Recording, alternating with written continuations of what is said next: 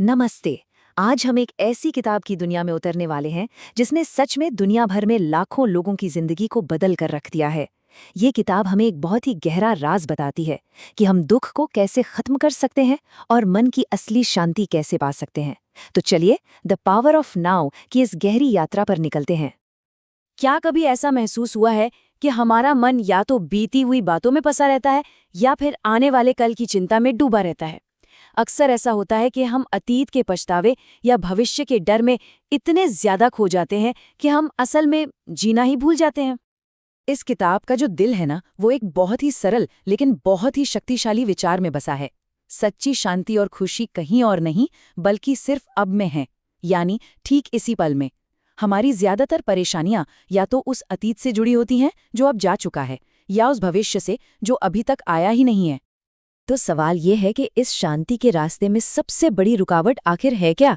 हैरानी की बात है, ये रुकावट हमारा अपना मन है और उसके अंदर लगातार चलने वाला शोर। कभी बस एक पल के लिए रुककर अपने मन के अंदर झांकने की कोशिश कीजिए। ये कभी शांत नहीं होता है ना? एक विचार खत्म भी नहीं होता कि दूसरा शुरू हो जाता है। विचारों की ये जो अंतहीन नदी है, ये हमें बिना वजह परेशान करती रहती है और हमें उस एकमात्र पल से दूर ले जाती है जो हमारे पास सच में है। वो है ये पल। और पता है, यही तो मन का असली जाल है। इसकी आदत ही है या तो अतीत की गलतियों को खुरेदते रहना जिससे हमें पछतावा हो, या फिर भविष्य की अनिश्चितताओं को लेकर चिंता करना जिससे डर पैदा हो। ये शायद ही कभी वर्तमान में टिकता है और यही हमारी लगभग सभी पीड़ाओं की असली जड़ है। अब हम एक ऐसे विचार की ओर बढ़ते हैं जो सब कुछ बदल सकता है। एक ऐसा विचार जो शायद शुरू में थोड़ा अजीब लगे, कि हम वो नहीं हैं जो हम सोचते हैं कि हम हैं। जरा ऐसे सोचिए कि हमारे सिर के अंदर लगातार एक रेडियो बज रहा है। हम वो रेडियो या उस पर बजने वाले गाने नहीं हैं, हम तो वो हैं जो उसे सुन रहे हैं।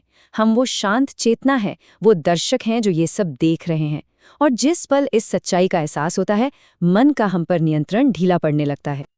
देखिए, मन का काम है हमें रोजमर्रा की जिंदगी में मदद करना, जैसे कि प्रॉब्लम सॉल्व करना या कुछ प्लान करना।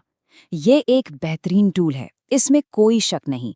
लेकिन जब यही टूल हम पर हावी हो जाता है और हमें कंट्रोल करने लगता है, तो यही हमारी सबसे बड़ी समस्या बन जाता है। प्रॉब्लम टूल में नहीं है, प्रॉब्लम इस बात में है कि हमने उसे अपना मालिक बनने दिया है। जब मन हम पर हावी हो जाता है ना, तो ये हमारे पुराने दर्दों को भी जिंदा रखता है। किताब में इसे एक बड़ा दिलचस्प नाम दिया गया है, दर्द शरीर। ये हमारे अंदर जमा हुआ पुराना इमोशनल दर्द है। क्या कभी ऐसा हुआ है कि किसी की छोटी सी बात पर बहुत ज्यादा गुस्सा या दुख महसूस हुआ हो? ये अक्सर इसलिए होता है क्योंकि वो सिचुएशन हमारे किसी पुराने घाव को छू जाती है और हमारे दर्द शरीर को जगा देती है। तो फिर इस जाल से बाहर कैसे निकला जाए? तरीका हैरानी की बात है, बहुत सरल है। विचारक को देखे। मतलब, जब भी कोई नेगेटिव विचार मन में आए तो उससे लड़ना नहीं है, उसे दबाना नहीं है। बस एक न्यूट्रल गवाह की तरह उसे देखना है, जैसे हम आसमान में बादलों को देखते हैं। उसे आने दे और फिर उसे जाने दे। जैसे हम ऐसा करना शुरू करते हैं, हम धीरे धीरे मन की पकड़ से आजाद होने लगते हैं। तो हमने प्रॉब्लम को तो समझ लिया, जो है हमारा मन। अब चलिए सॉल्यूशन की तरफ बढ़ते हैं, और वो है वर्तमान क्षण, यानी ये पल। हम में से कितने लोग ऐसे ही जीते हैं, है ना? जब मुझे वो नौकरी मिल जाएगी तब मैं खुश होऊंगा, जब मेरा वजन कम हो जाएगा तब मुझे शांति मिलेगी। लेकिन सच्चाई ये है कि खुशी का ये पीछा एक ऐसी दौड़ है जो कभी खत्म नहीं होती। असली शांति भविष्य में किसी पॉइंट पर नहीं रखी है, वो सिर्फ और सिर्फ अभी इसी पल में मौजूद है। यहाँ हम मन के भ्रम और अब की शक्ति के बीच का फर्क साफ साफ देख सकते हैं। मन हमें अतीत और भविष्य के झूले में झुलाता रहता है, जबकि असली शक्ति वर्तमान में स्थिर रहने में है। मन लगातार सोचता है, जबकि अब में एक गहरी जागरूकता होती है।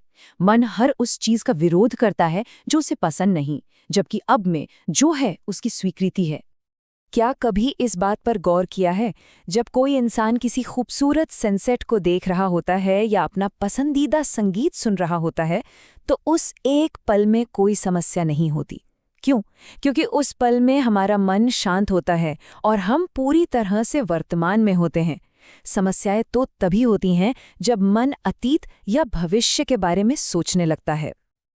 अब एक ऐसे शब्द पर आते हैं जिसे अक्सर लोग गलत समझ लेते हैं, लेकिन जिसमें बहुत बड़ी शक्ति छिपी है, समर्पण। ये कमजोरी नहीं है, बल्कि ये एक गहरी अंदरूनी ताकत का प्रतीक है। देखिए, इसका मतलब ये नहीं है कि अगर हम ट्रैफिक में फंसे हैं तो हम बस वहीं बैठे रहें।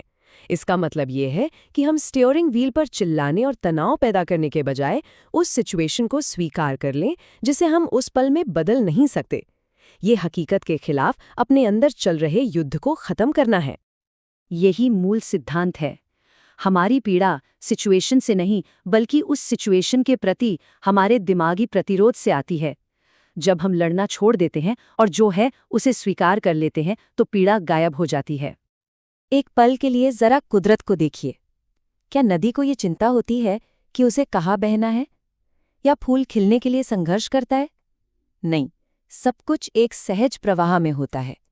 समर्पण हमें जीवन की नदी के साथ लड़ना छोड़कर उसके प्रवाह के साथ बहना सिखाता है। तो चलिए अब इन सारे पावरफुल प्रिंसिपल्स को जिंदगी के एक सबसे जरूरी और शायद सबसे मुश्किल हिस्से पर लागू करके देखते हैं, हमारे रिश्तों पर।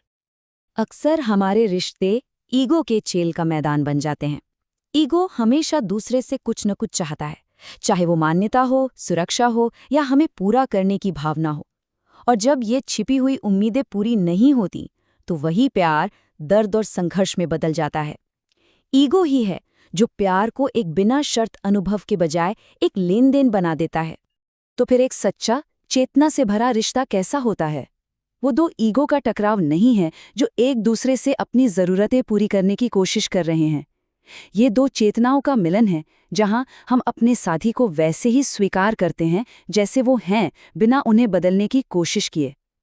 ये मन से परे, आत्मा के लेवल पर एक गहरा जुड़ाव है। तो इस पूरी बातचीत के अंत में बस एक पल के लिए इस सवाल पर गौर कीजिए। एक गहरी सांस लें और महसूस करें, अगर अभी ठीक इसी क्षण में हमारे मन में कोई चिंता, कोई पछतावा या कोई डर ना हो, तो कैसा महसूस होगा?